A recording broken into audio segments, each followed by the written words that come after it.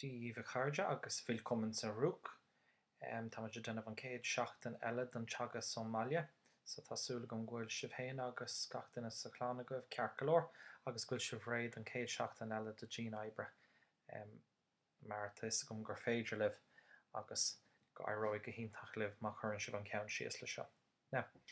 Mar is gná tá muid ag obair as an mhúnóid agus tá an céad leathnach deantamach mar seo an féilear a díomh agus mar sóldíomh an seachtain seo a seachtain omláin a gcuin so ón luúan gotí an ine le déine so 5 ceacht. Tá an céad ceacht déanta agus tá ag obair ar an YouTube inis tá an bhuairm sin agus tá an ceacht ar fáil an seo má brúin sibh ar an nasc sin nó má tain sibh chuig an taobh. So beag muid ag féchant ar an ramadach ar leathnach céad sa jet de Deutsch Komplett Lch. Agus mar tá sé scríofa tá an ceacht seo ar YouTube riachtanach an uair seo mar ní féidir libh cílíana as a gíomhar stúmhéin. So nar tá sibh críochtnathe béna ceisna ón leabhar le ragart a gcuibh ar an fir Microsoft an seo agus nar tá sibh críochtna béis sibh an brú ar submit. Tá cóp dus na nótaí ón leabhar an seo ach ba cór go bhfuil an leabhar go sáile agus an leabhar digitach a gcuibh ar an iPad na.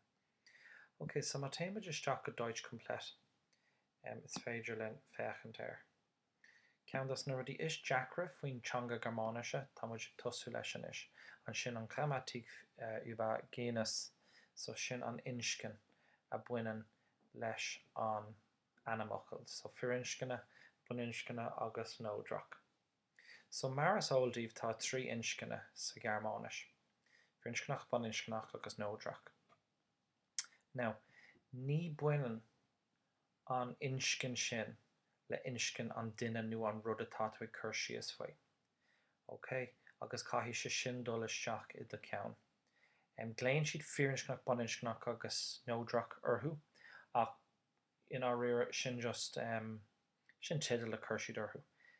Bheadh siad comá sin ag rá rud ag an cosúla na animachal gurma, dearg agus glasa. De an nánar tá muid caint faoi postanna agus an lehéid, tain sé síos an lína do fear nó ban ag déanamh an post ach feicim muid ag bra ar an focail é héin agus na rialacha atá i bhaim tá an focail inscinna agus muid caint faoin na animachal dúirt go cur síos faoin na rialacha a leanan an animachal sin. So tá bart rialacha amháin gléimar masculín orthú sin na rialacha firinscinna. Tá bart rialacha buninscinnach agus tá bart rialacha nódrach agus tá rialacha difriúil i bhaim orthú. Agus an príomhrial a fecinn sibh go léithúil ná an legan a úsáidtear chun an talt a chur leis, so sin an focail the, an focail an. So má feicim muid ar an tábla seo, táiste grá, go bhfuil sé féidirthe, nó is féidir leat de an ná agus tá roinnt eiscíochtaí do seo ach is féidir leat de an ná an inscin a oibreamach ag féachant ar deireadh an focail. So le focail firinscinnach, de an ná an fórmhór, now arís tá eiscíochtaí agus beimiid ag féachantú ach an fórmhór dóibh, críochnaíonn na focail firinscinnach le ANT, AST, EN, ER, ICH, IG, ING, ISMUS agus IST. So má tá na deirí sin ar an animachal, ní or as a de béis siad firinscinnach. Na focail buninscinnach de an ná críochnaíonn siad le AGE, le E, EI, ENZ, HEIT, IK, IN, ION, KEIT, SCH, AFT, TA umlaut T und UNG. So arís ní or as a de má críochnaíonn an animachal leis na deirí sin béis siad buninscinnach. Agus an sin nódrach má críochnaíonn siad le ACH, AL, CHEN, ETT, IUM, LEIN, arís ní or as a de béis siad nódrach. Chomh maith le sin, a lán animachal a tosíonn le GE béis siad nódrach.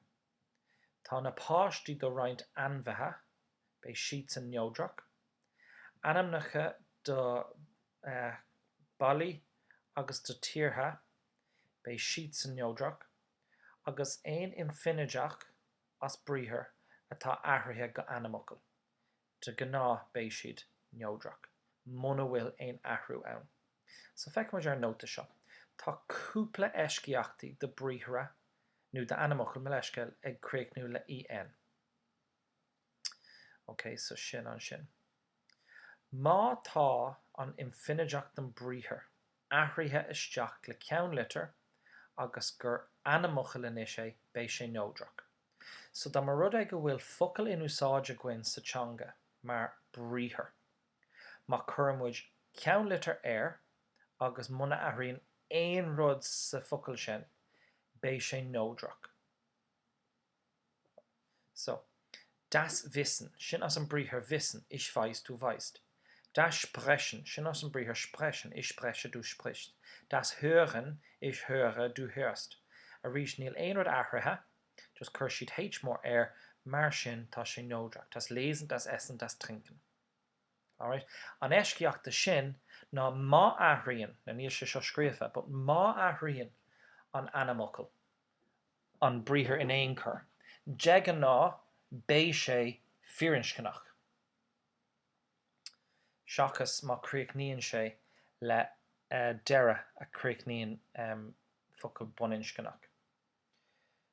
Mar sin tá an focail spílan an sin. Sin der spíl nuair atá sé deanta a gcuin. Tuisnach bhfuil an en ann. Now, an eisciachta sin masculinium agus de gná fáin siad tá cúpla eisciachtaí an sin agus sin dí mutar.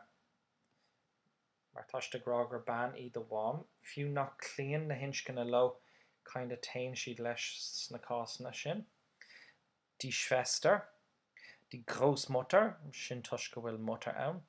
Das Fenster, das Wetter und das Zimmer. Tá siad san eisciachtúil agus tá siad difriúil.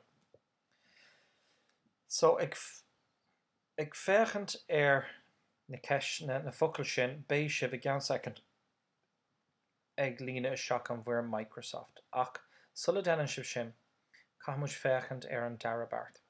So má tá cóhacail a gcuin. So má tá 2 nó 3 nó 4 nó 5 nó 5 focail curtha le chéile chun animachal nua a dhéanamh as, agus sin an rud a déanann siad as Gearmánis a lán. Bhuaigh an focail sin an inscin a tain leis an focail deirí. Mar sin, má feicimid an sampla seo, Fußballmannschaft. Sin Fuß und Ball, so sin cóhacail und Mannschaft sin fuireann. So fuireann pella, Fußballmannschaft. So 1, 2, 3 animachal curtha le chéile. Ní béimiid ag dul leis an inscin do fús nó de ball, béimiid ag dul leis an deire shaft agus an sin an focail Mannschaft. So is focail buninscinach an focail Mannschaft. Mar sin it's die Fußballmannschaft. Agus sin an bailach a déanamid nó a ibriamid amach an bhfuil an inscin a buin leis an focail nó an animachal ag bra na deirí. So rís ní órasa de leanan siad na rialacha seo seachas na príomh eisciachtaí. Agus sin bríthre atá athraithe isteach go animachal agus cúpla focail tábhachtach a críocníonn le mar mutar, Schwester, Fenster, Wetter und Zimmer. So níos is féidir le dul isteach chuig an bhuir Microsoft agus feicinn sibh bar an bhfuil bug é sin arás trasna agus feicinn sibh go bhfuil an céad focail Fabrik go sin sa caiithú rana an bhfuil an focail sin fírinnscinach, buninscinach nó nódrach. So an focail fírinnscinach, buninscinach nó nódrach an focail Fabrik, F-A-B or I-K. So má feicimid arás an seo I'm showing much an focail an deire IK an seo le feminine mar sin is focail buninscinne. Tá muid créic le hain go cúide an sin bu ar next agus chucky an darabart suas agus is féidir leh each na ibermach agus rachamid siar a gceann cúpla lá ar an ulra so ná bach le seo agus ná bí bortha le sin bhfuil déine sin níos duine tá iomarcha deanta sa ceacht sin inniu. So má taonn sibh a rá le níos mó tuiscint maidir leis na hinscinne sin bé rud ag an ionteach fáilte amach agat inniu. Ok, so sin deir don ceacht sin a rá libh agus ná déananig i darmid brú